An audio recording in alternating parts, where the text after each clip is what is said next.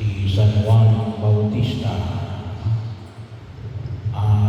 kapatid ni Santiago na matanda, no? Na kung tawagin sila ay Guarnergues, the Fiery Brothers, gawa ng kanilang pagiging maramdaman. Ang tawag niya sa kanya ay yung kanyang tawag niya sa kanyang sarili, kasi siyang sumulat ng Ebanghelyo ni San Juan, siya ang sumulat ng sulat ni Juan 1, 2, and 3. Mga maliliit lang naman yun, no? At saka rin ang siyang sumulat ng aklat ng pahayag. Bali, 5 aklat sa bagong tipan ang kanyang sinulat.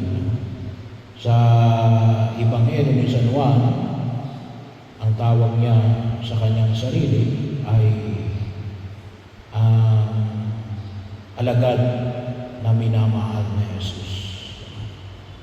Kaya ako ngayon, mas mahal ba ni Jesus si San Juan Evangelista kaysa sa ibang mga apostol? Well, maliwanag ko na mahal na Jesus ang lahat. Yun ang kanyang, no? Yun ang kanyang pagtangkap sa pagmamahal na Jesus. Mas ramdam niya, kaya ang tawag niya ay siya ang alagad na minamahal na Jesus. Bahagi rin ho na kung saan ay makita natin na kung titingnan po natin ay parang itinuturing na siya isa sa mga kasama doon sa mas malapit kay Jesus, no? Yun yung mga sinasama ni Jesus, yung katulad ni Pedro at ni Santiago, no? Na katulad sa tawagin nga po natin ay yung sa Gethsemane, no? Sa pagkapagaling niya sa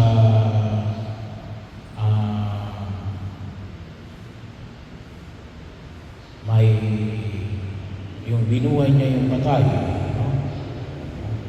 Kanyang sinama lamang ay yung ilang alagad. So kung tawagin natin ay inner circle, no, ni Jesus.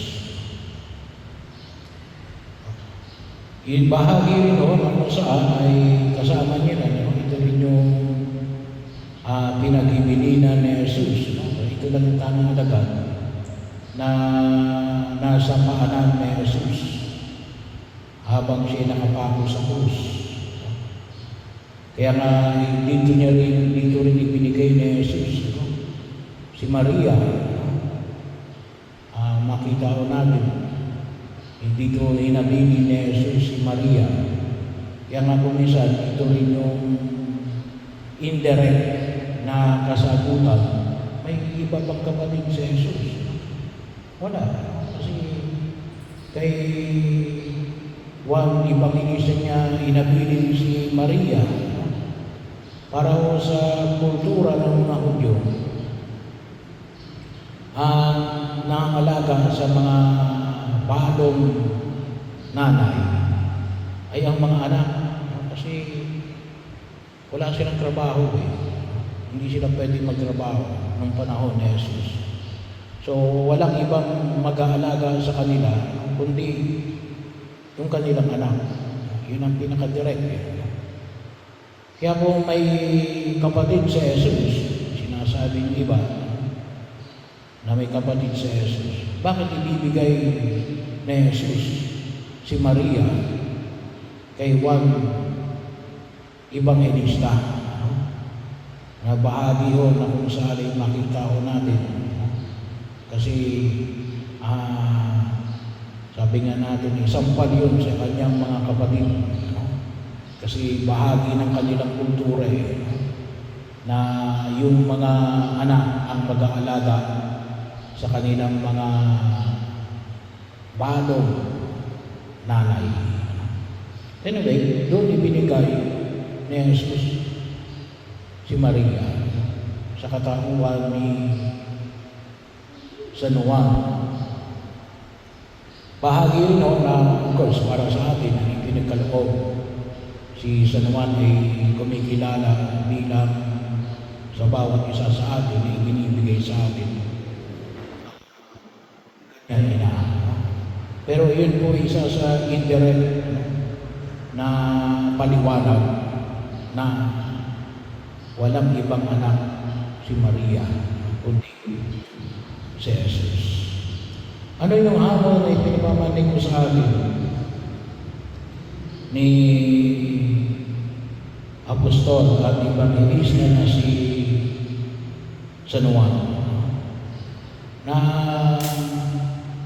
ang kanyang palaging paanyaya ay pag-ibig at katotohanan. Hindi pwedeng pag-iwalayin ang pag-ibig at ang katotohanan. Bahagi ho na naramdaman niya ay higit na pag-ibig ni Jesus, na siyang pinanggagalingan ng lahat ng pagkilos sa daigdig na ito. Pero hindi pwede na mailayo sa katotohanan.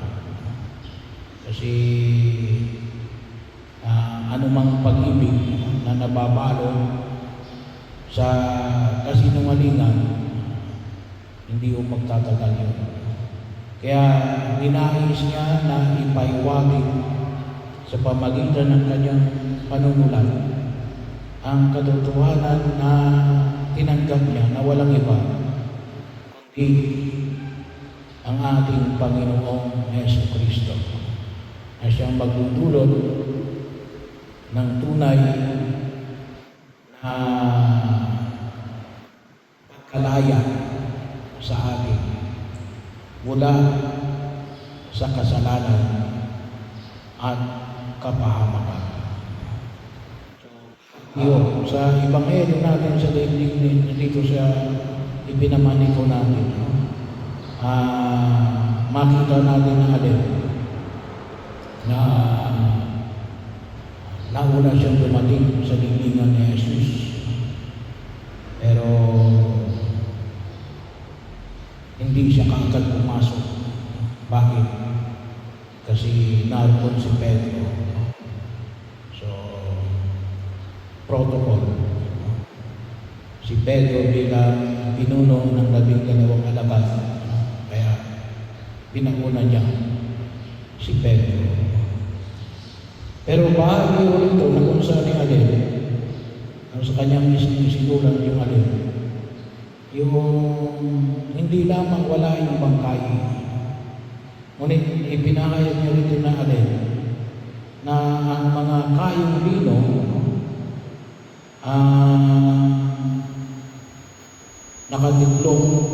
nakatiklong ang mga kayong lino. Ito yung mga ibinalot kay Jesus sa ulo at saka sa katawan. So, nakalagay dito rin, nakatiklong. So, maliit na bagay, pero may malalim na kahulugan.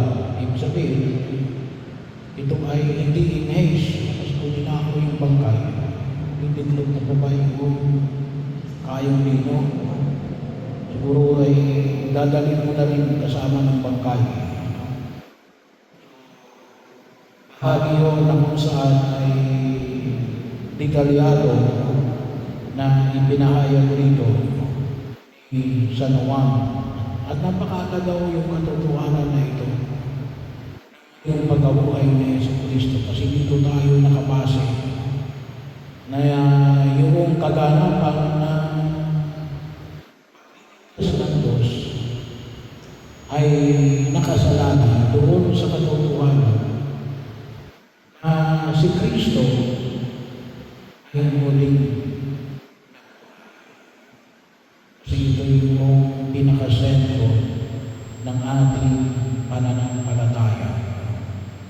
siya ay may kapangyarihan na higit sa kapangyarihan. Dito may pamamandig natin ito ay hindi lamang isang taong magaling, ngunit ito yung Diyos na kayang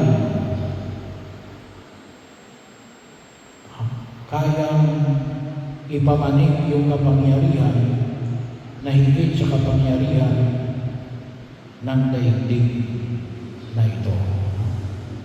Kaya ano yung ating panalangin? Sana po ay magkaroon din tayo ng pagkilala sa dakilang pag-ibig ng Diyos. Sa lahat ng mga alagad ni Jesus, tanging si Juan Evangelista lamang hindi namatay ng pagiging isang martir kasi siya ay pinatapon sa Patmos, siya ay in-exile. So kaya siya lamang ang hindi naging martir sa 12 alagad. Bahagi na kung saan ay nawa ay magkaroon tayo ng pag-ibig na ipinamanig ni San Juan Evangelista na maging lakas din natin at huwag natin kalimutan na hindi lang siya, pero tayo ay inaanyahan na nawa maramdaman din natin ang walang katapusan pag-ibig ng Diyos sa bawat isa sa atin. Kaya pwede rin natin sabihin na tayo rin ay pinakamamahal na alagad ni Jesus. Tulad na ng binanggit ko, hindi sapagkat mas mahal tayo ni Jesus, ngunit mas ramdam natin yung kanyang walang hanggang pag-ibig upang siyang magpadalisay ng ating buhay habang tumatahak tayo sa daigdig na ito.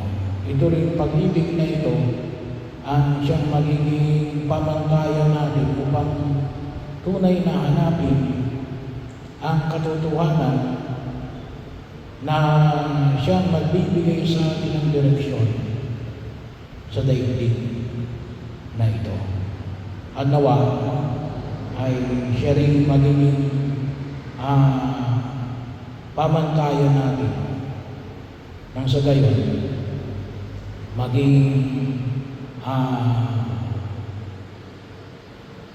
maging buhay na tanda ng pag-ibig ng Diyos sa bawat isa.